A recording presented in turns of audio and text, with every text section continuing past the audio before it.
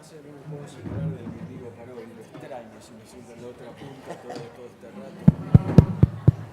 Vení conmigo que te reviente. Esperamos que hayan disfrutado su almuerzo. Les damos la bienvenida a la última jornada de la tarde del Seminario Internacional Bases y Experiencias para el Trabajo Local en Reinserción Social, organizado por el Centro de Estudios en Seguridad Ciudadana del Instituto de Asuntos Públicos de la Universidad de Chile y la Secretaría Regional Ministerial de Justicia y Derechos Humanos.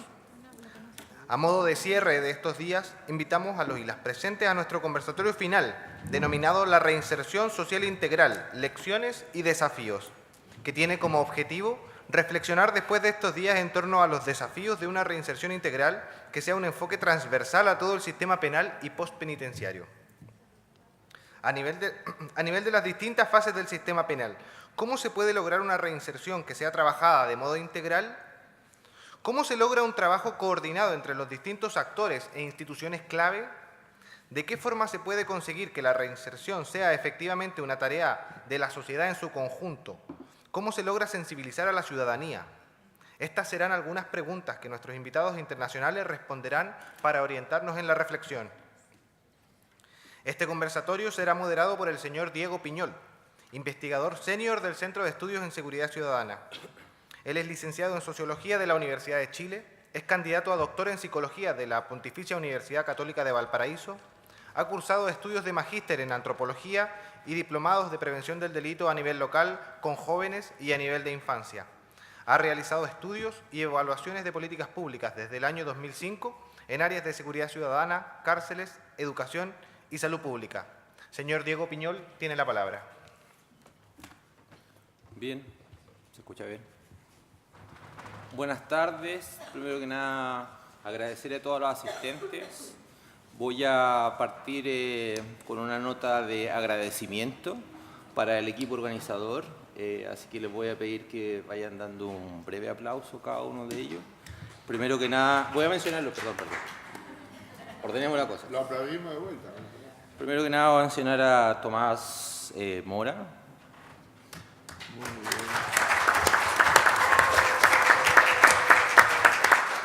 Iván Olivares. Alejandro Peredo, que parece que no está. Angélica Ramírez. Y por supuesto a Andrea, que ya casi todos lo conocen bien. Y por supuesto también a nuestras contrapartes, a Marcela y a Karina del Ministerio, así que muchas gracias. Siguiendo con los agradecimientos, voy a gastar 30 minutos en esto. No. Bueno, para nosotros ha sido un placer poder tener estas jornadas de discusión. Es casi como un sueño cumplido. Todas las personas que hoy día están sentadas acá, gracias a esta instancia hemos podido tener a nuestro país. Y es un gran honor para nosotros, los admiramos a todos y haber podido escuchar sus palabras, aunque sea brevemente dentro de estos contextos. Para nosotros es un placer y un agrado y espero que ustedes también hayan podido disfrutarlo. Voy a decir unas breves palabras de mis impresiones o algunas cosas que me parecieron interesantes para después que nuestros panelistas estrellas también puedan decir sus propias impresiones. ¿Con qué cosas me quedo? Bueno, harto se ha discutido sobre esto del historial de exclusión, sobre que la cancha, digamos, parte con un 4-0, con un 8-0, y que la cárcel a la larga tiende a agravar esto, o sea, ya no es un 8-0, ya es un 10-0, ya es un 12-0. Y lo que me parece interesante o complejo es efectivamente qué hace el Estado en esta situación, digamos. ¿Cuál es la responsabilidad o qué es lo que efectivamente se puede lograr dentro de este contexto? Muchas veces terminamos escuchando modelos que parecería que convierten a una cárcel en una especie de centro de rehabilitación, o sea, como que fuera bueno pasar por la cárcel casi, y que sería hasta recomendable más o menos entonces que pasáramos todos por ahí. Y creo yo que es necesario pensarlo desde otra perspectiva. Efectivamente el Estado tiene un deber, no va a mejorar, por así decirlo, resolver un historial de exclusión de 20, 30 años y menos en un contexto carcelario, digamos. O sea, es bastante difícil pensar que efectivamente ese sea el mejor de los contextos para resolver un historial entero de una sociedad que ha excluido y ha marginado a un grupo de la población. Entonces, siempre conviene preguntarse entonces qué es lo que realmente se puede hacer y qué es lo que se puede, por así decirlo, lograr dentro de este contexto desfavorable. Me parece que algunas luces han entregado nuestras exposiciones en ese sentido. Me voy a quedar con algunas cosas. Me parece que la perspectiva de la justicia restaurativa creo que ha transitado en las 4 exposiciones de algún otro modo. En el caso de la experiencia de Víctimas por la Paz, yo creo que sería una iniciativa fantásticamente replicable en distintos contextos. Para nosotros una novedad y es una muy buena noticia que existen este tipo de iniciativas y ojalá nosotros seamos capaces de poder emularlas, imitarlas y copiarlas, digamos. En ese sentido, la invitación a copiar a una iniciativa como Víctimas por la Paz me parece mucho más plausible que inclusive estar copiando modelos canadienses o norteamericanos. Me quedo entonces con que pareciera que Víctimas por la Paz podría ser el cierre de la justicia restaurativa, sería la gran oportunidad de que efectivamente se cumpla esta parte siempre compleja del ciclo de cómo hacer la integración con la comunidad. En el caso de la exposición de don Luis Parodi, cómo en este contexto desfavorable, en este contexto complejo, se puede efectivamente realizar una tarea con enfoque de derecho, que sea real, que sea susceptible de transformarla en una realidad de gestión carcelaria. Y no es, digamos, esto una frase, no es solamente un cartel el enfoque de derecho, sino que una práctica cotidiana y una práctica que tiene una serie de complejidades para llevarla a cabo. Pero don Luis a la larga nos muestra que se puede y que se puede incluso con las herramientas disponibles. Esta es una cárcel de 600 personas, digamos, son centros, digamos, de 20, 30 personas. Entonces, que se haga una iniciativa de estas características y con ese nivel de resultados en cárceles complejas, en cárceles grandes, nos parece evidentemente una excelente noticia y, de nuevo, una iniciativa digna de emular. Por otra parte, la experiencia de los panelistas de hoy día, en el caso de Óscar, el enfoque de la justicia restaurativa. Ya lo he dicho, a mí me parece que es necesario pensar en la justicia restaurativa en todo uno de los procesos relacionados con el sistema penal, desde la prevención, desde el propio juicio, desde la cárcel y en la fase de post-egreso, digamos, en la cual trabaja justamente el programa Volver a Empezar. Y que me parece que las lecciones que extraen desde Perú de cómo se puede trasladar la justicia restaurativa en una práctica, de nuevo, no en un enfoque, somos buenos para hablar de enfoques, para hablar de quedarnos un poco con las frases, con los conceptos, y que me parece que son necesarios discutir, pero aquí es una práctica, son años que ellos llevan trabajando en el tema, y que me parece que es una muy buena noticia que funciona, digamos, y que se puede hacer. Y por último, el tan disputado y que terminó incluso hasta con pelea, me perdí la pelea, no sé si hay daños, hay gente herida por ahí, pero bueno, que también me parece que es una buena noticia que se provoque en ese tipo de debate, y la experiencia de Isabel de X Justicia nos habla, y esto lo voy a vincular un poco también con la conferencia de Maruna, en el sentido de cómo modificar la historia, cómo modificar los relatos, cómo trabajar sobre la base de reconceptualizar, resignificar estas historias, y lo central que tiene es justamente de visibilizar a la gente que está dentro de las cárceles, escucharla, mostrarla y saber cuáles son sus expectativas de vida, su esperanza y cómo eso se puede cambiar a través de las iniciativas, en este caso como la de X Justicia. Y bueno, no quiero colonizar mis impresiones, así que voy a dar la palabra a nuestros invitados internacionales. Así que si por favor pueden cada uno dar sus propias impresiones.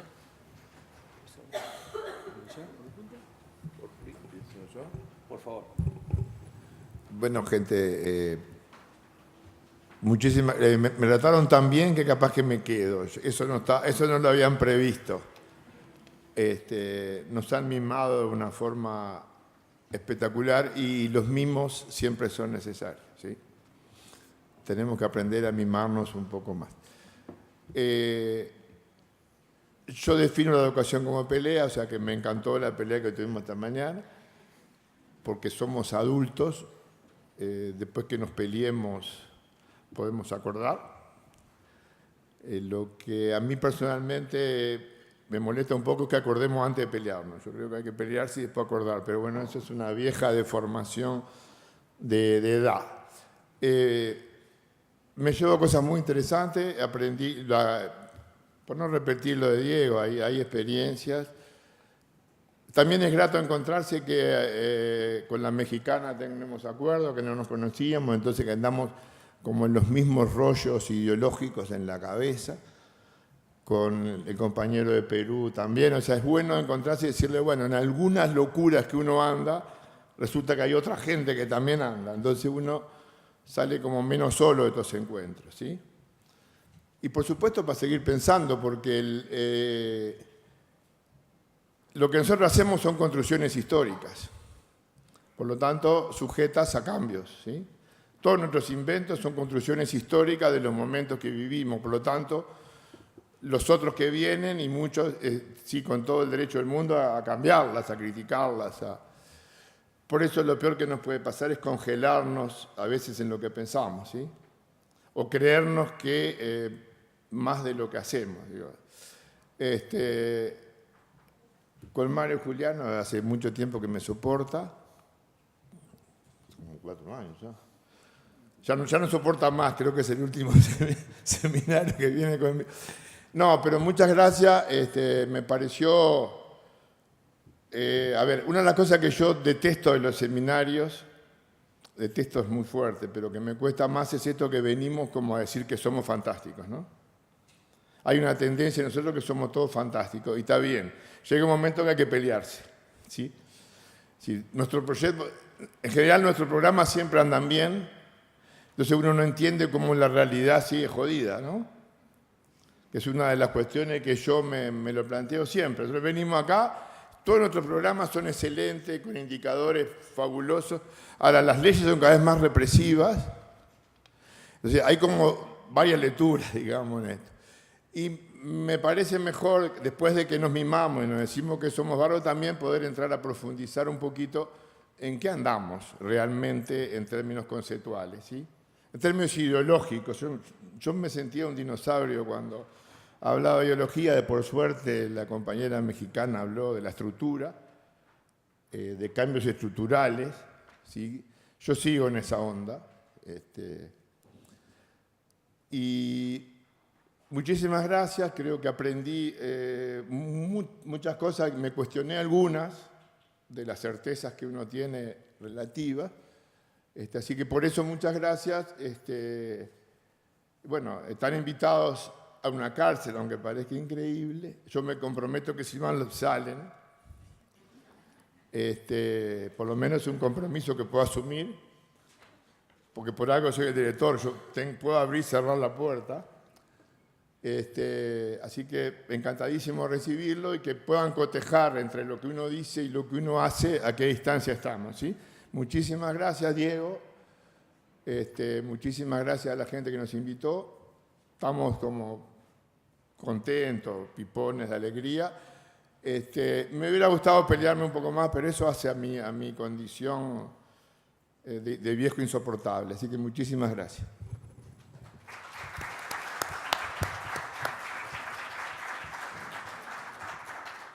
Bueno, en esta clausura, por supuesto, me sumo a las palabras de Luis en punto al agradecimiento a las amigas, los amigos del Centro de Estudio. Nos han hecho sentir agasajados, queridos y bueno, muy, muy cómodos. Realmente esperemos en algún momento poder retribuir tantas atenciones y amabilidad en Argentina. Me llevo muchas cosas de esta actividad que realmente ha sido muy intensa. Una vez más, ratificar la seriedad con que trabajan en este país. A mí me asombran muchos de los programas que aquí se están desarrollando con continuidad, la medición de los resultados, cosa que a veces en Argentina esto nos parece bastante exótico, aunque parezca mentira, y creo que evidentemente es el camino que tenemos que comenzar a transitar. También me llevo de esta actividad, por un lado, Diego lo señalaba, ya todos conocemos acerca de las omisiones, los incumplimientos estatales en áreas tan sensibles como las que hemos estado trabajando acá. Pero me parece que hay un aspecto muy interesante, que es el aporte, la contribución de la sociedad civil, de las empresas, de los particulares, en estos temas que nos involucran a todos como sociedad, que por otro lado hablan de democracias más participativas y menos delegativas, que creo que es el ideal hacia el cual tenemos que avanzar.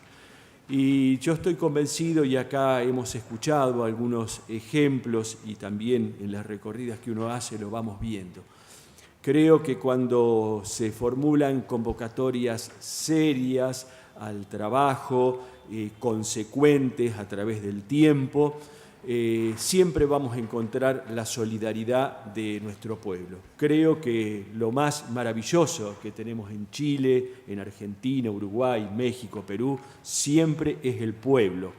Creo que esto es, no lo podemos perder de vista, ni desde la academia podemos incurrir en esta suerte de elitismo que a veces ocurre de desvincularnos de nuestra realidad. Yo estoy seguro y convencido.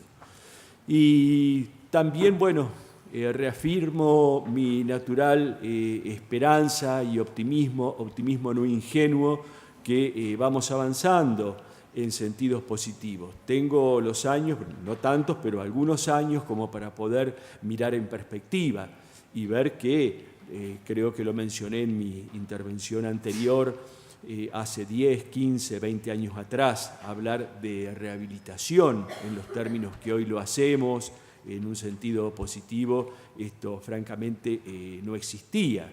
Y del mismo modo, por supuesto, la gran noticia que atraviesa nuestra región de justicia restaurativa, donde tenemos depositadas tantas esperanzas y tantas ilusiones, es otro de los datos absolutamente positivos que creo que va ganando terreno, que va ganando espacio en forma innegable y en el cual tenemos que depositar nuestras esperanzas. He mantenido al tanto a los integrantes de Víctimas por la Paz de estas deliberaciones. Les puedo asegurar que saber que ellos a través de mi persona han llegado al hermano país chileno los pone muy emocionados y le mandan un muy afectuoso saludo a todos ustedes. Muchas gracias.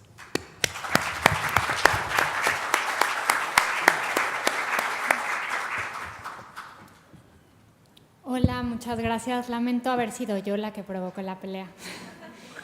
Pero creo que es necesario, creo que no es una pelea y creo que es necesario dialogar estos conceptos, porque en la semántica al final vienen muchos de las leyes y los programas y políticas públicas.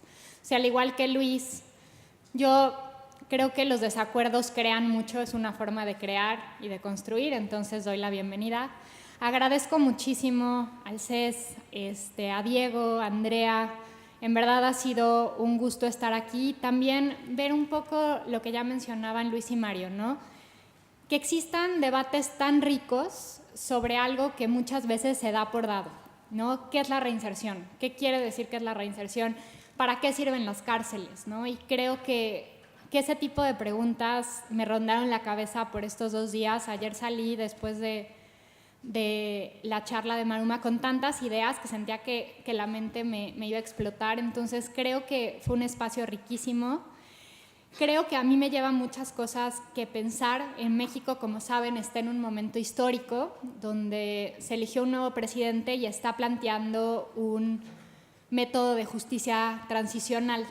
Y aquí todas estas opciones que plantean tanto Mario como Óscar, ¿no?, sobre justicia restaurativa, sobre qué quieren las víctimas, creo que se vuelven muy relevantes, ¿no? Creo que Víctimas por la Paz es un ejemplo muy interesante, y yo que trabajo con mujeres víctimas de la violencia, normalmente cuando le preguntas a una mujer qué es lo que quiere, es que no se le vuelva a acercar el hombre, ¿no? No quiere que el padre de sus hijos necesariamente esté en la cárcel. Volviendo otra vez, regresando a las voces de las mujeres y a la narrativa de las mujeres, ¿no? Escuchándolas, no tener esta posición, y uso la palabra a propósito no patriarcal, sino matriarcal, porque creo que las feministas también podemos ser patriarcales. Entonces, pues, ¿cómo buscar estas medidas? El modelo de justicia restaurativa que plantea Óscar es sin duda muy interesante. Víctimas por la Paz me parece muy interesante. Me parece que en México la pregunta que hicieron sobre violaciones graves va a ser muy complicado, porque tenemos a muchos desaparecidos y los padres de los desaparecidos estos modelos no los quieren. Entonces, para México es riquísima esta conversación, y quedarnos con esa pregunta, ¿no? O sea, ¿para qué queremos la cárcel? Este enfoque de derechos que creo que se tiene que ver, dejar de ver a la persona privada de la libertad como pobrecita, víctima de la caridad. Me hubiera gustado, y esta es una petición, pero que no hubiera una mesa de género, sino que el género fuera transversal, que no hubiera una mesa de juventudes, sino que el tema de edad sea transversal, que dejemos de discutir en guetos y que veamos la multiplicidad de las identidades, ¿no? En todas las mesas, ¿no? En ninguna de las otras mesas se habló de mujeres. Entonces, creo que es interesante, creo que son cosas para construir más adelante, y para ver la multiplicidad de retos que tenemos y entender que a todos nos atraviesan diferentes identidades. Muchas gracias.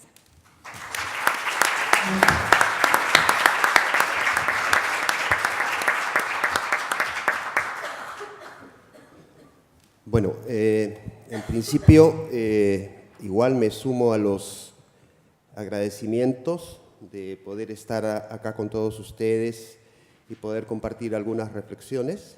En estas últimas intervenciones a mí me gustaría hacer dos cosas, ¿no? La primera, dar una impresión digamos, de lo que nos reúne acá y de lo que ha pasado un poco y lo que me interesa un poco sobre el tema de la justicia restaurativa. Y una segunda parte que me gustaría es hacerles una invitación a pensar algunas cosas de la práctica penal en este último tiempo, ¿no? En principio, la impresión que tengo del seminario es que efectivamente venimos de distintos países, pero tenemos una preocupación común, ¿no? Tenemos desafíos comunes. Tenemos prácticas medianamente diferentes, distintas, pero más o menos intentamos hacer casi lo mismo, buscar, digamos, respuestas para una reinserción social efectiva, ¿no? Y creo que el seminario ha permitido, de alguna manera, presentar distintas cosas que estamos haciendo. Lo segundo, en relación a este tema, es algo que me parece sumamente interesante de Chile, a diferencia de otros países, es la importancia en la gestión pública, en la medida de establecer iniciativas, tener recursos, tener profesionales, buscar teorías, buscar mediciones, buscar ampliaciones. Yo creo que esa es una experiencia que no todos los países los tenemos. En otros países tenemos que pelear, tenemos que luchar, y ustedes tienen una, vamos a llamar, una gran dinámica institucional que es sumamente interesante y que puede ser muy bien aprovechada. Eso no lo tenemos otros países. Particularmente en relación a lo de la justicia restaurativa, yo, como tomo la palabra de uno de los ponentes, de los dos ponentes con los cuales hemos podido compartir, con el amigo del CEJA, ¿puede ser CEJA? En el sentido de que Chile tiene una normativa que permite la posibilidad de usar la justicia restaurativa. Ustedes tienen el principio de oportunidad, tienen el acuerdo reparatorio, tienen también la probation, tienen varios elementos para utilizar. Nosotros en el Perú hemos usado también estos mecanismos sin que hubiera en la legislación claridad. Y al final lo hemos logrado de que sea incorporado en una nueva ley. Entonces, no es necesario, creo que la legislación tenga que ser clara para poder aprender. ¿Cómo se puede lograr el acuerdo reparatorio si ustedes lo tienen como medida? ¿Cómo logran eso? Si la mejor manera de lograr el acuerdo reparatorio es a través de mecanismos restaurativos, del encuentro con el adolescente y la víctima para que se pongan de acuerdo. Entonces, es cuestión más bien de aplicar la metodología.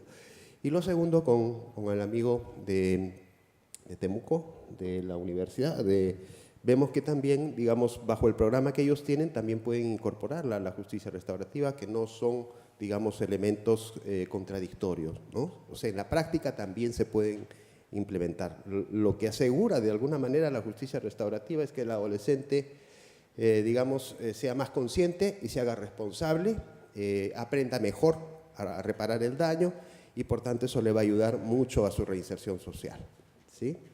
Bueno, esa es la parte primera, la parte práctica.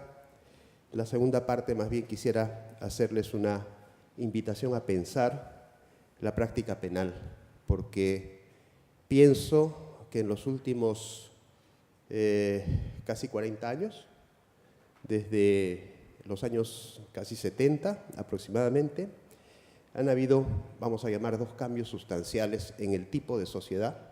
Hablamos ahora de una sociedad de modernidad tardía y una sociedad de liberalismo avanzado. Esto ha implicado una nueva racionalidad en general, en las personas, en la manera como nos conducimos, en las instituciones y en la práctica. Y también han habido y hay cambios en la práctica penal, y lo cual a mí me parece sumamente interesante que podamos pensar, porque no es lo mismo, digamos, la práctica penal de hace, digamos, antes de los 60, de esta nueva manera de entender la práctica penal en una sociedad como la nuestra de liberalismo avanzado. Y eso tiene muchísimo que ver con el tema de la reinserción social. No es lo mismo hablar de una reinserción social, digamos, en una sociedad de un capitalismo industrial donde había trabajo. Y por tanto, ¿qué había que hacer con los presos? Y en eso consistió gran parte del modelo rehabilitativo. Significó capacitarlos para el trabajo. Pero en una sociedad de excedencia, donde no hay trabajo, y vivimos otro tipo de sociedad, ¿qué tipo de sujetos puede producir, digamos, vamos a llamar, el sistema penal? ¿Qué tipo de sujetos finalmente va a salir al final? Tiene que ser alguien que pueda aprender a vivir en el tipo de sociedad que estamos viviendo ahora, ¿no? Bueno, ahí hay varios conceptos que me gustaría invitarlos a pensar, porque es un tema a pensar. El primer tema es que en esta sociedad de modernidad tardía y de liberalismo avanzado hay tres conceptos claves en esta nueva racionalidad. El principio es el tema de la libertad. La libertad es un elemento central, fundamental, ¿no es cierto?, en esta sociedad en la cual vivimos. Pero la libertad está muy asociada al tema de la seguridad y al tema del riesgo. O sea, no es posible pensar una sociedad libre, que promovamos la libertad, sin que podamos generar consecuencias perjudiciales a las personas, y tenemos que pensar los riesgos. Todas las instituciones, las empresas piensan los riesgos. El tema de la seguridad se ha convertido en un elemento existencial, y sobre todo en una sociedad en la que, digamos, vivimos un mundo incierto, de incertidumbre, de grandes cambios y de poca protección. Ya no tenemos el estado de bienestar, sino que cada uno de nosotros tiene que vérselas por sí mismo. Ese es el tipo de sociedad. Y necesitamos, lo que decía Giddens, una seguridad ontológica para poder vivir en un tipo de sociedad como la que estamos viviendo. ¿Y eso qué tiene que ver con el crimen? Que es que cuando existe crimen, el sentimiento de inseguridad y de miedo se dispara. Y eso hace demandar medidas más de control y de represión social. Ese es el tipo de sociedad en el cual estamos viviendo. Por eso se explica que el tema de la inseguridad es un elemento global central, y mucho más ahora en sociedades con el tema de la migración en Europa, con el tema del terrorismo en Europa. Es probable que efectivamente retornemos a sistemas penales, digamos, más extensivos, ¿no? No tan... Yo pienso que eso lo conversábamos con ella, el principio del derecho penal mínimo, el derecho penal de autor del acto, eso está en cuestionamiento. Ahora, con todas las otras perspectivas, eso está cambiando, está variando. Ese es el primer tema, ¿no? Y en ese sentido, lo que yo les comentaba, han aparecido este tema del neorretribucionismo, fundamentalmente en las teorías del merecimiento penal, de la proporcionalidad. Si cometes un delito, te corresponde un delito grave, ¿no es cierto?, severo, pero está pensado en un tipo de sujeto, el homus económico, ¿no? La persona que, como nosotros, se maneja racionalmente en la vida y tiende a tener que tomar decisiones, ¿no? Decisiones que me conviene, que no me conviene, comete un delito, si no comete un delito, que me cae una pena dura, ¿no? Eso, por un lado, ¿no? El neorretribucionismo ha aparecido, está presente, pero también ha aparecido todo el tema de la perspectiva actuarial, lo que les comentaba. Y ahí han aparecido varias cosas, y el hombre es el hombre prudente, ¿no? El hombre que tiene que cuidarse, tiene que tomar las consideraciones, tiene que cuidarse. Si sale, tiene que cerrar la casa con llave, ¿no? Tiene que llevar las cosas bien, es el hombre prudente, ¿no? Y ahí está toda la perspectiva esta de la prevención situacional, ¿no es cierto? Hay que intervenir sobre el medio para evitar que se cometan delitos, o está el tema del control de las poblaciones a través de los instrumentos de la medición de riesgo, está el tema de las cárceles. Ahora con estas perspectivas actuariales, los sistemas penales se han vuelto también, digamos, encierran más. Recordemos que, por ejemplo, hay ahora considerados sujetos peligrosos, incapaces de vivir en la sociedad, sujetos predadores, ¿no? A los cuales, al cometer el tercer delito, sobre todo en Estados Unidos, estás fuera, ¿no? Y te encarcelemos de por vida en cárceles unicelulares, donde no tienes posibilidades de contacto humano y con los cuales no tienes posibilidad de salir nunca de estas cárceles, ¿no? Entonces estamos viviendo digamos, el tema de la rehabilitación también. Ya no se piensa la rehabilitación como se pensaba antes, ¿no? Del tema del disciplinamiento, de la normalización, sino de hacer que las personas puedan conducirse por sí mismas. Hay que rehabilitarlas, como que sean responsables, ¿no? De fortalecer sus capacidades, etcétera, ¿no?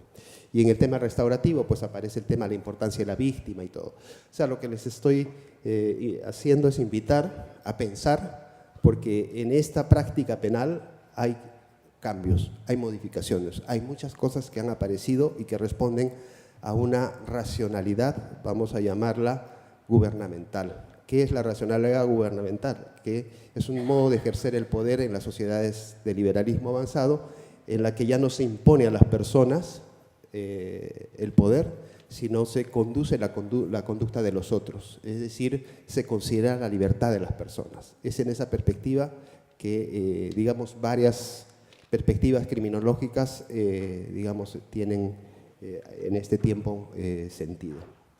Y finalmente, también sobre el tema de las evidencias, tenía algunas pequeñas, no sé si reflexiones, y era que efectivamente ahora nos conducimos mucho por el tema de las evidencias, ¿no? Para que algo tenga sentido y tenga valor, tiene que tener evidencias, ¿no? Y me preguntaba si esto de las evidencias también tiene que ver con el tipo de sociedad que vivimos ahora. Bueno, las evidencias tiene por un lado una cuestión económica, ¿no? Entonces se invierte en algo que tiene sentido, que ha demostrado, y por tanto hay una gestión económica de los temas. Pero también hay un tema de saber poder, ¿no? Es decir, cuando uno dice tiene evidencia económica o tiene evidencia científica, pues ya, es poder, ¿no? Entonces hay que respetar esa perspectiva. Y la pregunta es ahora sobre el tema de la cientificidad. Hoy en día la ciencia está en cuestionamiento, en crisis, o en replanteamiento o en transformación. Anteriormente la ciencia daba mucha seguridad porque establecía, digamos, leyes sencillas y simples y que daban seguridad y daban certidumbre. Hoy en día se habla de la ciencia con el paradigma complejo, de la teoría del caos. Entonces ya no es esa ciencia que nos da seguridad. Entonces, cuando hablamos de evidencia científica, habría que pensar a qué tipo de evidencia nos estamos refiriendo, ¿no? Muchas veces eso puede ser muy peligroso también, ¿no es cierto? Porque muchas veces los jueces o los fiscales pueden tomar decisiones en base a determinados discursos basados en ciencia para castigar a los adolescentes o a las personas. En fin, he tratado de compartir algunas preocupaciones, algunas reflexiones, pero con la inquietud de dejarles algún bichito para que ustedes también vayamos pensando en conjunto cómo es la práctica penal hoy en la sociedad actual, ¿no?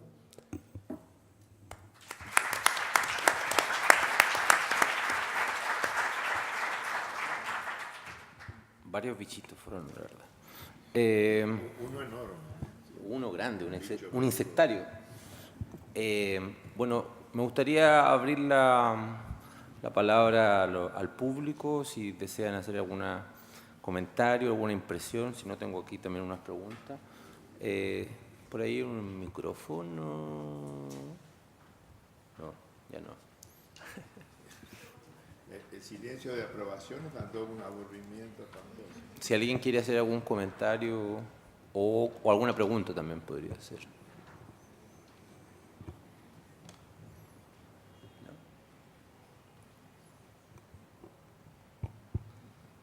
Bueno, mientras piensan sus preguntas, voy a hacerle una pregunta a nuestros panelistas.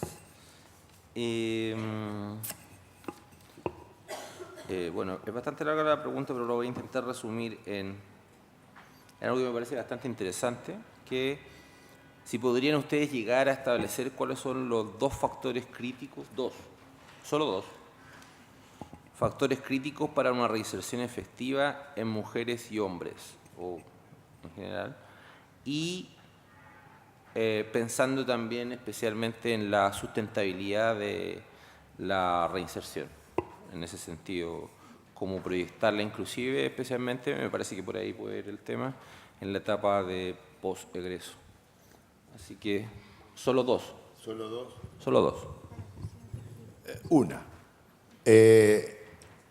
Escuchándolo, yo dejé un bicho enorme, pero yo creo que el tema que nos está pasando hoy en día es si somos individuos solos o somos parte de algo. Esa es la discusión que nos convoca, tanto sea para la reinserción o qué tipo de sociedad vamos a vivir. Si el sujeto es totalmente libre de sus decisiones, o si va a hacer algo, esto de la focalización, hasta dónde la llevo, o el sujeto es posible pensarlo con otros. Si lo pensamos solo, creo que estamos en el recontrahorno, pero digo, y por eso creo que en los años 90, que si bien lo aplaudimos en el tema de la libertad y en el tema de la individualización de cada uno de nosotros, la pregunta que creo que hay que hacerse es ¿en qué somos semejantes? Si nosotros no resolvemos eso, no vamos a reinsertarnos. ¿Dónde lo reinsertamos? ¿Con quién? ¿Sí? ¿En qué contexto político? Ese me parece que es el punto central, pero no solo para la inserción, para las comunidades que nosotros formamos. ¿Cuánta comunidad somos capaces de crear o ya es un concepto que hay que eliminar? Y cada uno se salva como puede. Esa es una discusión, yo diría un punto, yo me quedaría en eso, o sea que regalo un punto. O sea, el segundo no lo regalo, no tengo idea.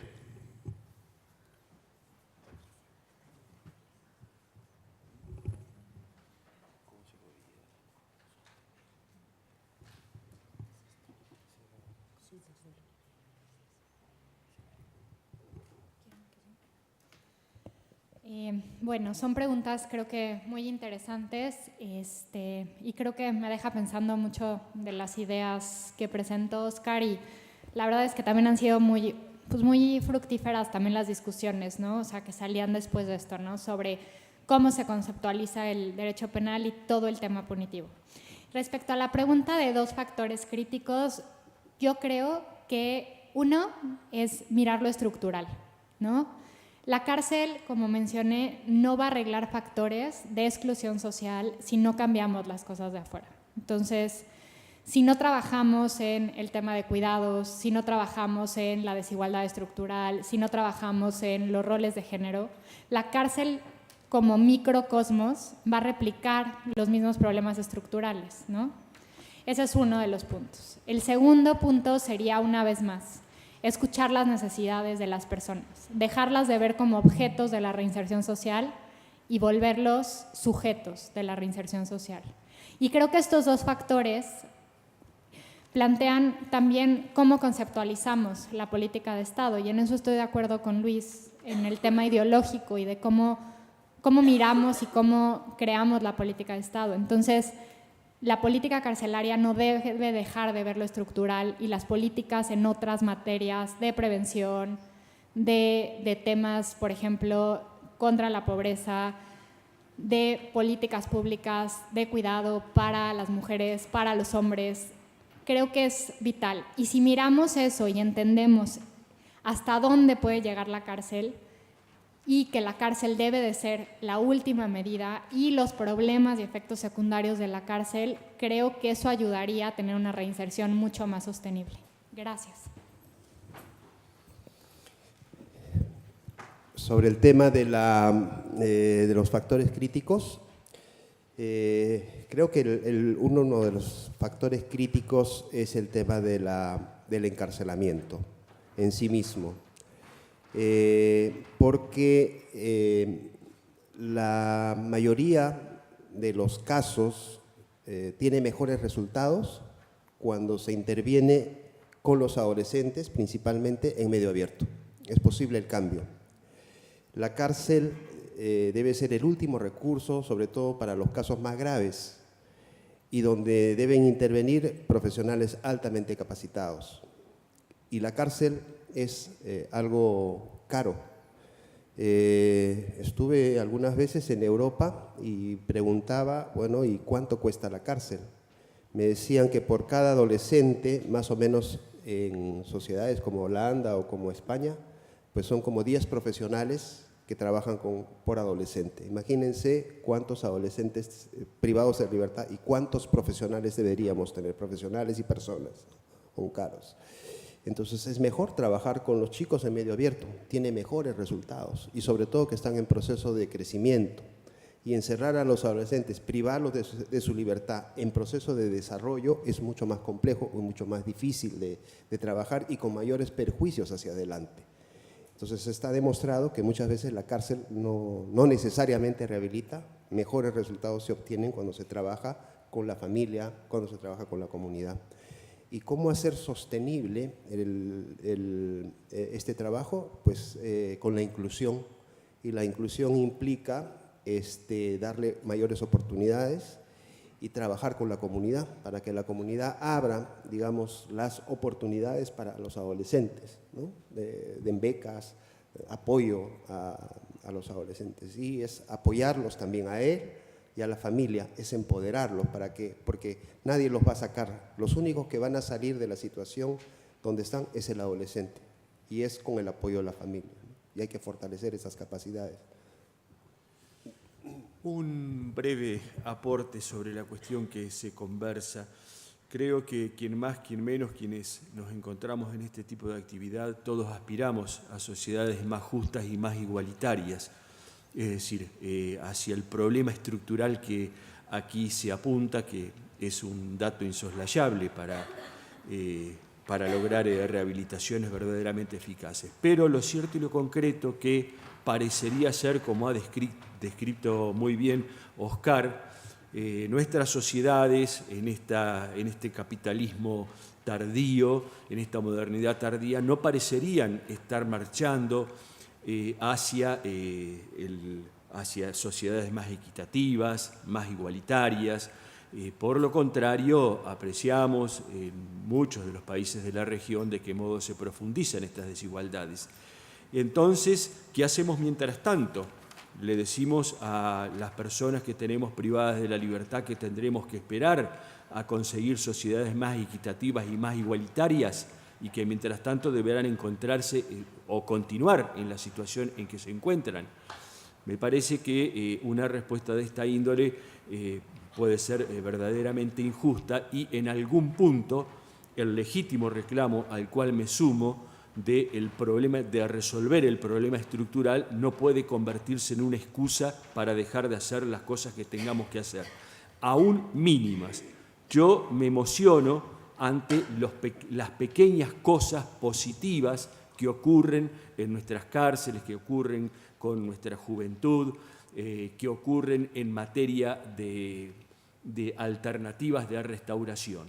Creo que modestamente lo digo, tenemos que a veces disminuir un poco el nivel de nuestras expectativas y nuestras exigencias para trabajar en terrenos tan áridos como significa el terreno de la cárcel, la cuestión de la juventud en conflicto o con problemas para poder convivir con el resto de la sociedad. Muchas gracias. Tenemos una pregunta o participación.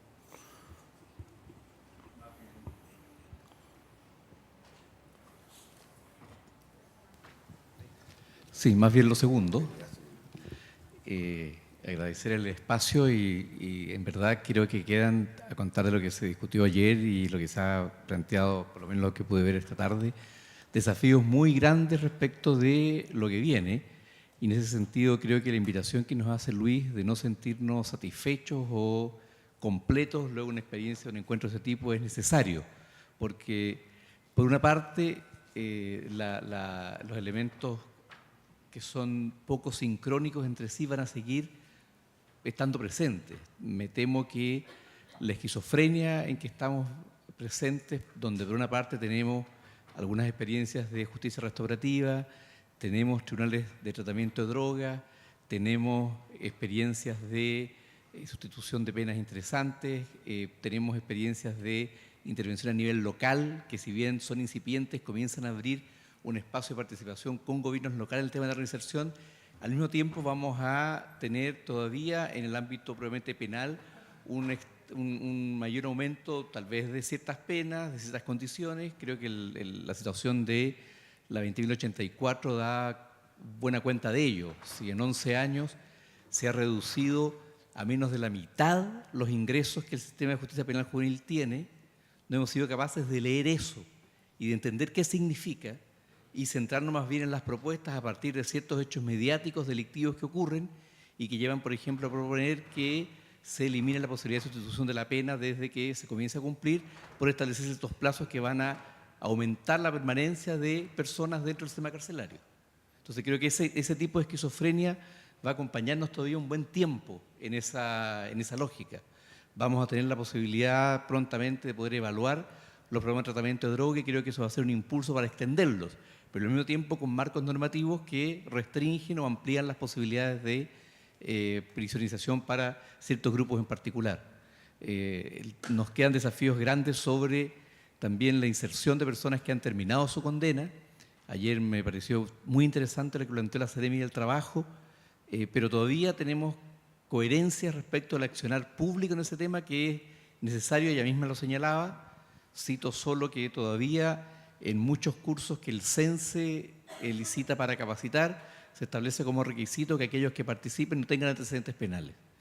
Por lo tanto, allí ciertamente que dejamos fuera de esa posibilidad a una cantidad importante de personas. Entonces, ese elemento creo que sigue siendo parte y va a seguir siendo parte. Tenemos que navegar en ese escenario esquizofrénico durante todavía un muy buen periodo antes de plantear que podemos tener otras condiciones de cambio en ese sentido.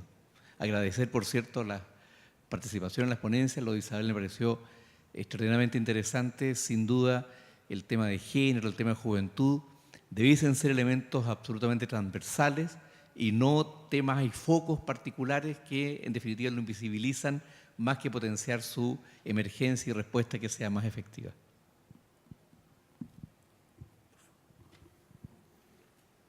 Buenas tardes.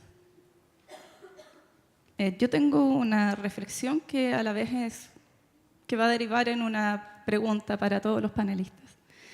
La verdad es que al hablar de reinserción social, suele ponerse bastante el acento, o nos concentramos bastante en hablar más bien de sanciones. ¿Qué pasa dentro de la sanción? ¿Qué hacemos dentro de la cárcel? ¿Qué hacemos dentro de las medidas? Y se habla poco de qué ocurre después y qué ocurre antes. ¿Cuáles son las vías de reinserción que están asociadas más bien a la vinculación? Me parece que hablamos poco de la vinculación de las personas que han cometido delitos con su entorno, con distintos espacios, con distintos actores, incluyéndonos a nosotros. Y en eso yo quiero comentarles que mi pregunta viene también desde la práctica. Yo soy una profesional de terreno, ya mi experiencia de trabajo ha sido siempre en esa línea, aunque igual he participado de distintas instancias o reflexiones a nivel universitario. Pero lo que sí les puedo decir es que desde la práctica profesional, desde la intervención, lo que uno observa es que la ideología es muy positivo, que uno sepa desde dónde se para, qué sentido tiene lo que uno hace, qué sentido tiene la relación con la otra persona, con el usuario de nuestros programas, ¿cierto? Y también los modelos. ¿Qué hago yo con esa ideología cuando estoy frente a esa persona? Respecto de qué hablo, hacia dónde dirijo lo que estoy haciendo yo. Creo que la persona merece saber qué es lo que estoy haciendo yo. Y eso también tiene una ideología de derecho. Desde ahí la pregunta es para todos, y que me parece que es una tensión permanente, por lo menos para los que estamos en terreno, el diálogo entre las políticas y la judicatura, el diálogo entre las ideologías y los modelos, e incluso el diálogo entre las universidades y la práctica, ¿ya? Por lo tanto, la pregunta para los panelistas es ¿cómo promovemos ese diálogo? ¿Hacia dónde vamos? ¿Cómo dirigimos el diálogo? ¿Cómo hacemos, ya que estamos hablando de reinserción, de vinculación, cómo hacemos para lograr ese diálogo y que ese diálogo se traduzca en algo que sea un aporte para la persona con la cual estamos trabajando? Arranco. Esto está primero, pero bueno, no importa. Yo tengo con Juliana una vieja discusión. Yo creo que uno puede hacer cosas y seguir peleando otras. Sí, esa dicotomía que si no hago nada, yo creo que uno puede hacer cosas y seguir peleando otras cosas. Excelente. Uno vive atravesado entre lo que uno piensa, la política, lo que gana, con quién lo gana, ¿sí? Pero eso es parte del juego. Eso no quiere decir... Ahí la dificultad es hasta dónde uno es instrumento de cosas que no quiere ser. Ese es el asunto. ¿Sí? Y bueno, una es transparentar. Yo creo que a la gente que trabaja tiene que decir lo que uno piensa. Es una obligación ética. Si yo me siento acá, tengo que decirle a usted más o menos, por respeto mínimo, decir en qué ando. En qué ando ideológicamente, dónde considero a la mujer, a los hombres, a la sociedad. Que no quiere decir que el otro me dará pelota o no, esa es otra discusión. Pero uno tiene la obligación.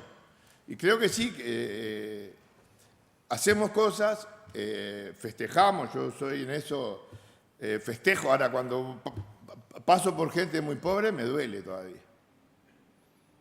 Y no creo que me sigue doliendo, ¿qué le vamos a hacer?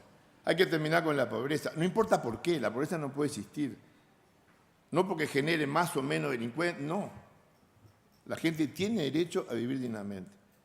Y esa pelea la vamos a seguir dando como sea, más organizado, menos. Y yo creo que es interesante eso que tú decís, porque uno vive atravesado toda la vida, y por suerte, entre el mandato institucional, la política, los poderes públicos y la comunidad donde uno vive. Y eso es apasionante. Bueno, a veces quedará rehén más o menos de alguna cosa que uno no quiere en aras de otra, pero en realidad, si no entendemos ese juego, estamos en un lío. Nosotros en eso estamos atravesados por la política pública, o más pública, o menos pública, por lo que piensa la gente y por lo que pensamos nosotros, que muchas veces no coincidimos con el sentir incluso popular. ¿Sí? Y bueno, pero... lo apasionante del bicho humano es eso, que ahora uno toma partido. Yo ahí creo que tengo una definición. El tomar partido no significa que uno tenga razón. Pero uno le dice a la gente para dónde va. Después el otro va a hacer lo que se le cante, y eso va a ser siempre así, y eso es maravilloso. O sea, porque el que pretenda que la gente haga lo que uno quiere se transforma en un dictatorzuelo de pobreza, ¿sí? ¿Sí? Lo que dirigimos alguna casa, entonces nos sentimos orgullosos porque le marcamos al tipo acá se apuesta, acá se desastroso, ¿sí? Estamos trabajando sobre la desgracia más desgraciada y todavía ejercemos un poder. Ahí hay una reflexión a hacer. Yo comparto eso, creo que hay que tomar partido, lo que no quiere decir que uno tenga la verdad. Porque la verdad, en esto que yo decía hoy, es una construcción histórica, es una construcción entre muchos. ¿Sí? Ahora, para construir, tienen que saber en qué ando. Si no, no construyo. Es como con los hijos. Si otros no saben en qué anda, como uno tiene parámetros. Lo que no quiere decir que uno sea un dictador. Ahora, tiene la obligación de decir el rumbo y para dónde va. Y construye una posible verdad comunitaria o de política en el acuerdo y en el desacuerdo. ¿Sí? Después uno dice, bueno, acá acordemos, pero en realidad hay una exigencia ética de definir qué pensamos nosotros de algunas cosas. Bueno, sí, por supuesto, adhiero a esto último que dice Luis. Yo vengo del Poder Judicial en la República Argentina, no obstante, honestamente les digo, no me siento juez en el sentido ontológico de la palabra, sino que estoy muy distante de esa categoría y en mi país tengo permanentes confrontaciones con mis colegas acerca de esta dificultad enorme que hay en el Poder Judicial de poder establecer un diálogo franco con el resto de la comunidad y clarificar cuáles son las ideas, los sentimientos, la ideología que nos moviliza, pese que muchos jueces y juezas creen que están llevando a cabo una tarea aséptica en el vacío de Torricelli, lo cual también es una forma de ideología en definitiva y un modo de hacer las cosas. Así que, bueno, no soy ajeno a este problema. Creo que en el caso del Poder Judicial, que es un poco lo que más conozco, claramente somos actores sociales que tenemos que asumirnos y reconocernos como tales y, bueno, realmente brindarnos a este diálogo. No me rehúso ni rehuyo al debate de las ideas, al cuestionamiento, a la problematización, a poner en tensión nuestras convicciones. Lo que sí, por supuesto, hace muchísimos años que he transitado en la Argentina, básicamente, digamos, los debates académicos, los debates en ciertos círculos de pensamiento, y a veces uno aprecia con un poco de pena ver de qué modo la vida se nos va escurriendo entre los dedos, entre tantas palabras y entre tanta discusión.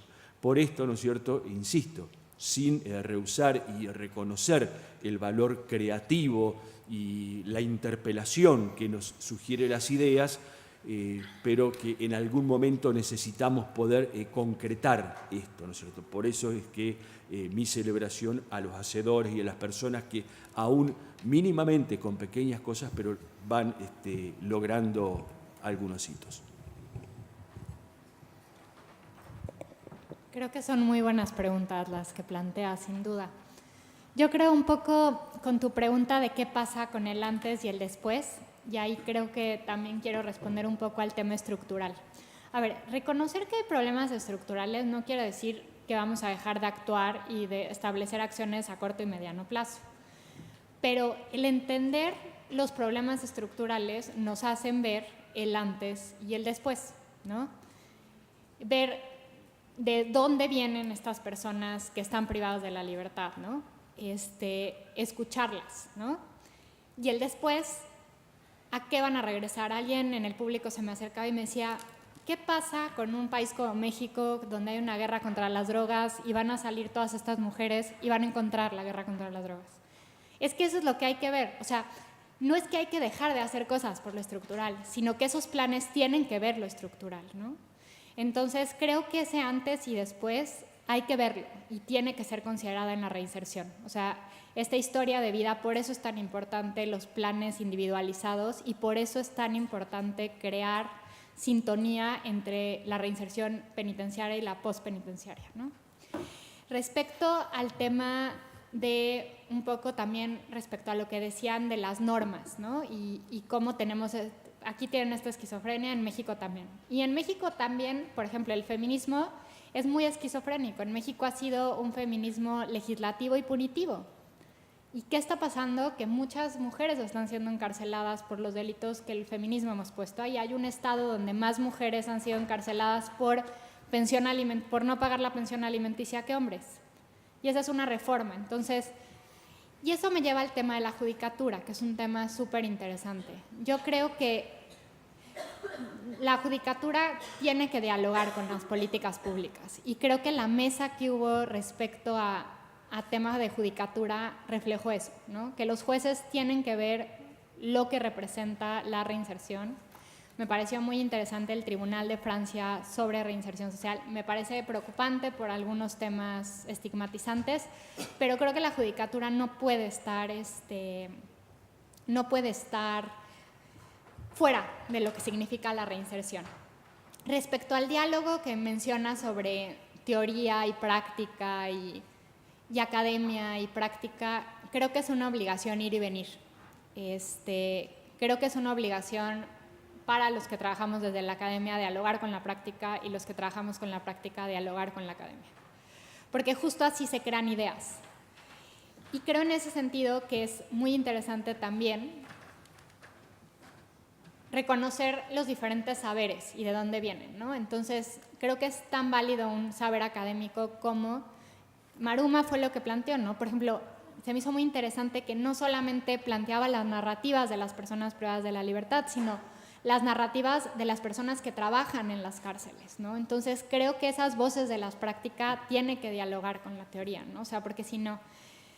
Y el otro tema respecto a la certidumbre de los modelos, la verdad es que hubo una frase de Luis que me encantó, que decía que él no usa la palabra modelo, sino usa proyecto de trabajo. Porque el modelo nos salta, y te estoy robando las palabras, Luis, pero el modelo nos ata de manos. Entonces, creo que justo cuando se le dé esta certidumbre a la persona con la que privada de la libertad, se tiene que pensar que ese modelo es flexible y que es un proyecto de trabajo y que va a evolucionar, porque todos evolucionamos. Entonces, yo creo que hay que ser un poco, no sé, pensar y cuestionar los modelos, ¿no? Y verlos no tanto como algo que no se puede cambiar, sino como proyectos de trabajo.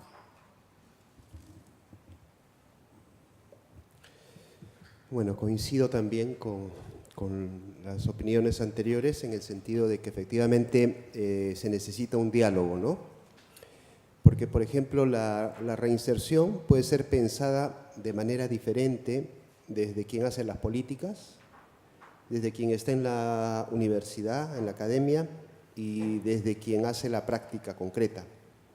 ¿Cómo hacemos para que esas tres miradas puedan ser coincidentes o pueden tener algún nivel de diálogo? Es importante que las personas que aplican, que trabajan en la práctica, manejen elementos teóricos, que sean capacitados, que sean formados.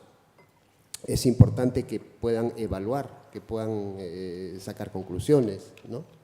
Igual, los políticos tienen también necesidad, la importancia de dar marcos de actuación basados también en teorías. Y muchas veces también la academia tiene que dotar de esas herramientas también tanto a la práctica como a la política, ¿no? Entonces tenemos que generar espacios de diálogo, si no vamos a tener tres islas totalmente diferentes, ¿no? Apuntando a objetivos totalmente diferentes. No sé si voy a contestar la pregunta, más bien es lo que me provoca tus palabras.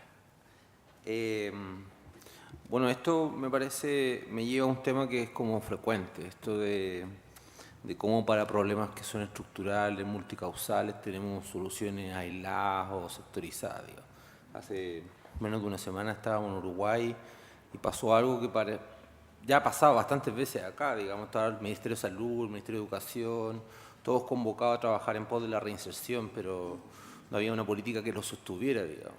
Entonces terminan haciendo convenios, el Estado termina haciendo convenios entre ellos mismos, una cosa bien rara.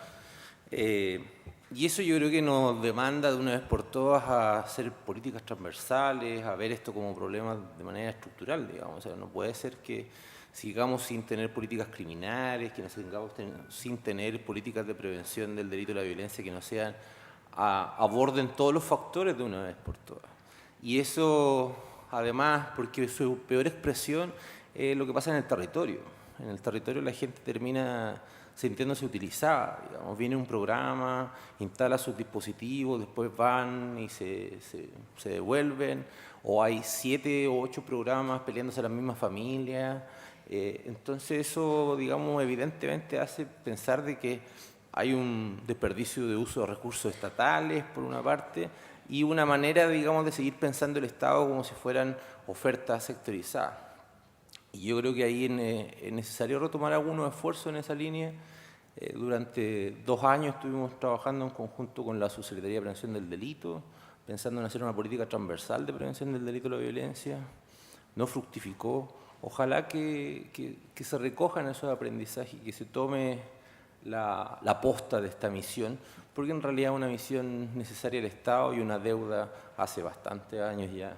Entonces, bueno, eso es lo que me provoca en tu comentario. Yo creo que, no sé si hubiera alguna otra intervención, sino para ya empezar a dar las palabras de cierre. Sí, por favor. Ahí sí.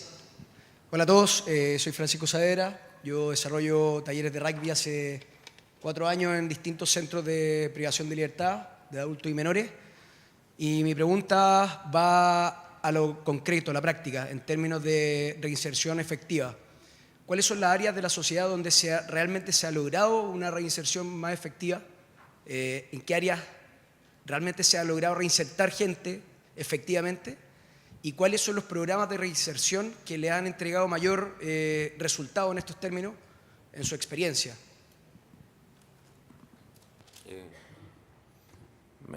Voy a ser patú y voy a intentar, voy a partir yo, aunque no me corresponde ser yo quien parte. A nosotros nos ha tocado la suerte de observar y mirar una serie de programas que trabajan en reinserción. Y si no, uno intenta hacer el esfuerzo como para ver cuáles son las cosas que efectivamente funcionan. Lo que nosotros siempre hemos dicho es que lo que funciona es pasar desde un enfoque centrado en los riesgos a un enfoque centrado en la protección, en los factores protectores, un enfoque pensado en las habilidades, en cómo fortalecer las habilidades que tienen las personas, no pensar en lo que les falta, en qué es lo que falló, sino en lo que efectivamente tiene como herramienta para poder resolver sus problemas y cómo se acompaña a la larga ese proceso. Pero principalmente eso depende entonces de otro factor que es el enfoque de derecho, digamos. Es pensar de efectivamente que hay ciertas condiciones que deben ser garantizadas para las personas y que si no siempre van a ser una piedra en el zapato y siempre van a ser un obstáculo difícil de sobrellevar. Entonces, lo que nosotros hemos visto es que lo que funciona primero es un cambio de mirada, es pensar que efectivamente la gente necesita ser apoyada, necesita ser acompañada en un proceso, pero que ese proceso debe estar siempre mirado desde un punto de vista, por así decirlo, positivo, digamos, pensando en qué cosas se pueden trabajar desde lo que disponen las personas en términos de su herramienta o fortaleza. Eso, humildemente. Una cosita chiquita, no iba a decir nada, pero bueno. Sí, otra tendencia que yo me parece dañina es que a veces transformamos los programas en una cosa de relojería, ¿no? Este individuo, ¿qué cosas puedo hacer porque la fábrica me va a llevar? Ojo con eso, yo creo que hay que hacer otras cosas además de eso. Puede jugar al rugby, puede leer, porque si no a veces enfocamos al individuo en una dimensión de aguja. ¿Sí? Bueno, ¿cuál es el interés social? Entonces lo transformamos en un experimento y es simplemente un ser humano. Por lo tanto, es envidioso, tiene lío, es perverso, es genial, todo eso que somos los seres humanos, ¿sí? Cuando nosotros decimos ser humano, cuando decimos somos seres humanos, yo doy por entendido que aceptamos nuestra perversidad, nuestra envidia, nuestra genialidad, nuestros lados oscuros. Eso es un ser humano. Lo otro es un superhéroe, ¿sí? Entonces, muchas veces el rugby, por ejemplo, que tú traes, puede no servir.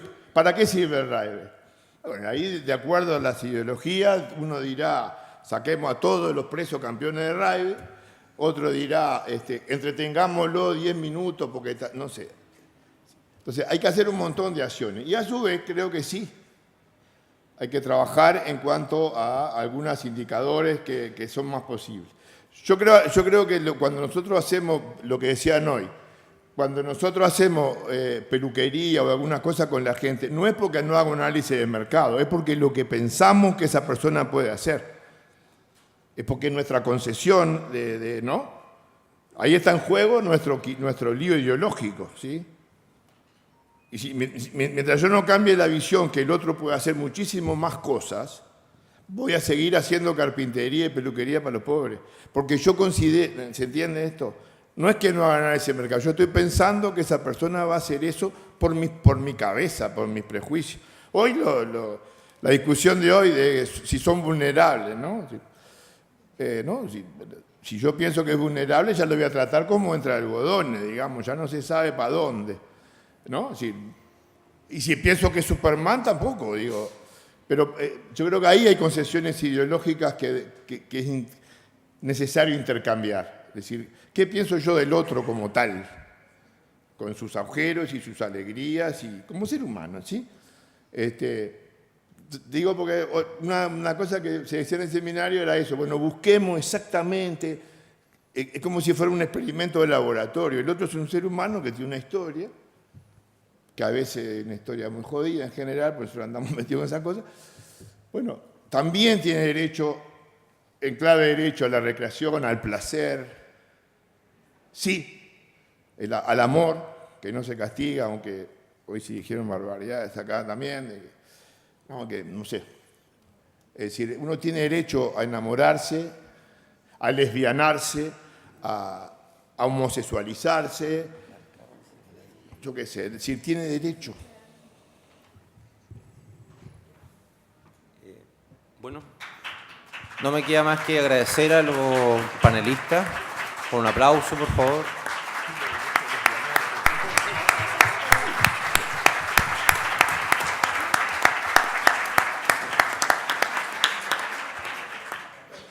Entiendo que pasamos ahora a la clausura, perdón.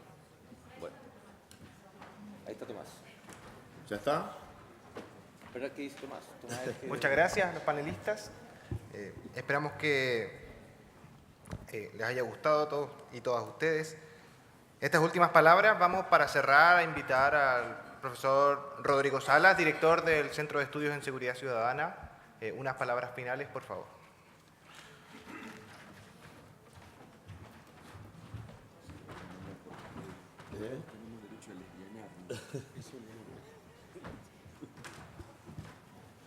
Bien, pues, buenas tardes. Es difícil cerrar un acontecimiento de estas características cuando ocurren con bastante menos frecuencia de lo que nos gustaría. Pero todo lo bueno en algún momento tiene que terminar, ¿cierto? La verdad es que el privilegio de contar con la participación de ustedes en esta instancia de reflexión a la que nos convoca la universidad por invitación de la Secretaría Regional Ministerial es una instancia que nos encantaría volver a repetir. Está incorporada en el marco de la ejecución de un programa que también consiste en una apuesta programática orientada a la reinserción de personas que egresan del sistema. Y todo esto en el marco de la universidad, que para nosotros francamente es lo que le da el matiz distinto. Nuestra universidad tiene por objetivo la búsqueda del conocimiento y la búsqueda de la verdad. Y es difícil en ese proceso de búsqueda de la verdad reconocer que hay varias verdades. De hecho, hay varias verdades planteadas en la mesa, hay varias verdades que interactúan y el conocimiento, en realidad, en esa búsqueda de verdad no es más que el reconocimiento de la ignorancia al mismo tiempo y la humildad. Cuando yo escuchaba las preguntas sentía que cualquiera de nosotros que está aquí sentado, los ponentes, nosotros mismos del CES, que tengamos la certeza de que encontramos la clave como de la reinserción. En ese mismo momento somos parte más del problema que de la solución. Yo creo que la solución se arma en conjunto, la solución se arma llenándose de preguntas, cuestionándose permanentemente, y en una materia tan delicada y tan sensible y en la que están involucrados tantos derechos de tantos compatriotas y personas en otros países que están privados de libertad, la verdad es que uno solo puede concurrir con preguntas, con humildad, pero con esfuerzo y energía y con ganas de participar en el esfuerzo de que estas personas se reincorporen como un ciudadano más, como un par, como un amigo, como un hermano, como un hijo, como un padre. Así que muchas gracias por participar, muchas gracias a todos ustedes, muchas gracias a la Ceremi, muchas gracias a la universidad, y nos estaremos viendo muy pronto seguramente. Solo quería dar el dato, que no olviden por favor que publicamos la semana pasada un libro precisamente en materia de reinserción en conjunto con Paz Ciudadana, que pueden descargar desde la página web del Centro de Estudios en Seguridad Ciudadana. Muchas gracias.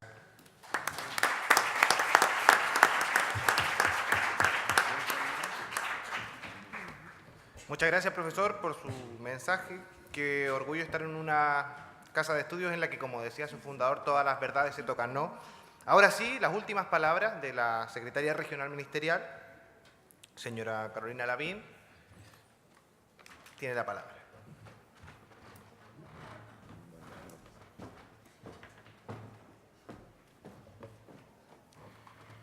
Buenas tardes a todos. Tras 2 días de exposiciones concluimos este seminario internacional sobre bases y experiencias para el trabajo local en reinserción social en el marco del programa Volver a Empezar. Agradezco la participación de la intendenta especialmente y de la Ceremis del Trabajo y de la Mujer, que además de venir a visitarnos estuvieron aquí en un panel enfocado y hablaron cada una desde sus enfoques, especialmente el de la mujer. Pues ahí, como nos decía Isabel, que está de panelista ahora, la mujer, el tema de la mujer en Chile ha tenido una gran importancia, especialmente este año. Ha sido tema para el programa Volver a Empezar, especialmente porque la intendenta, que es mujer, está muy interesada en el programa. También las integrantes aquí, Marcela, Karina, que son activas de todos los días estar trabajando, son mujeres y obviamente también muy preocupadas de estos temas, pero además porque a nosotros como gobierno y como ministerio nos interesa mucho que este tenga un enfoque y de darle oportunidades a quienes realmente lo necesitan, y entendemos nosotros como ministerio y con esta Secretaría Regional Ministerial que cuando uno logra sacar a una mujer de la delincuencia, al final del día lo que estamos haciendo es sacando a esa familia de ese circuito de la delincuencia. Además, agradecemos a todas las autoridades de gobierno y municipales que estuvieron aquí presentes, miembros del sistema judicial, a Gendarmería, académicos, representantes de las fundaciones Paternitas y Tierra Esperanza, sin duda, la Corporación Abriendo Puertas y de forma especial al Centro de Estudios en Seguridad Ciudadana del Instituto de Asuntos Públicos de la Universidad de Chile, quienes colaboraron en la organización de esta importante actividad. La reinserción social es un pilar fundamental en la gestión del gobierno del presidente Sebastián Piñera y del ministro de Justicia y Derechos Humanos, Hernán Larraín, ya que estamos plenamente convencidos que es necesario propiciar un diálogo fluido entre los distintos actores involucrados, que integran distintas realidades tanto a nivel nacional como internacional. A modo de conclusión, se hace necesario destacar lo planteado en los distintos paneles, donde queda en evidencia la necesidad de que el Estado genere una política pública en torno a la reinserción, considerando los aprendizajes de las experiencias expuestas en este seminario. Destacamos que la implementación de programas de reinserción social debe considerar la realidad específica de cada territorio e involucrar y sensibilizar a la comunidad y a los distintos actores participantes del proceso, velando por la congruencia, la coordinación intersectorial y las alianzas público-privadas. Estamos conscientes que la reinserción involucra mucho más que la ejecución de la pena y la disminución de la reincidencia, que requiere de un acompañamiento integral durante el cumplimiento de la pena, como también en su retorno a la comunidad, tanto del beneficiario como de su entorno. Finalmente, no se puede dejar de entender la reinserción desde el prisma de los derechos humanos, también un tema muy en boga hoy más que nunca, fomentando su respeto, garantías y restitución. Debemos promover el trabajo conjunto de distintos actores del mundo público, privado, académico y de la sociedad civil. La reinserción no es responsabilidad exclusiva de Gendarmería. Agradecemos la significativa convocatoria, agradecemos a nuestros invitados nacionales y en especial a los internacionales por compartir con nosotros sus experiencias y mostrarnos que el diálogo y la reflexión son el camino necesario para avanzar en esta materia tan controversial como la reinserción. Por eso, los invitamos desde acá a pensar en volver a empezar. Gracias.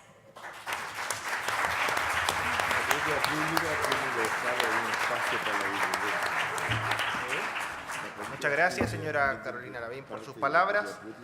Agradecemos en nombre del CESC y de la Seremi de Justicia a todas las personas que nos acompañaron y participaron activamente durante ayer y hoy. Afuera nos esperará un café de cierre y en el mismo momento, en el mismo espacio, ustedes pueden retirar sus diplomas de participación. Nuevamente, muchas gracias a todas, a todos, a todes. Buenas tardes.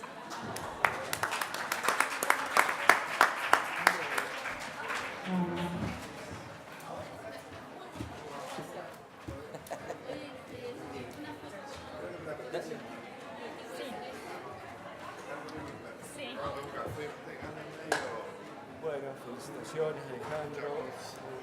Muchísimas gracias, en serio. Excelente actividad. Te perdiste lo mejor de la vida.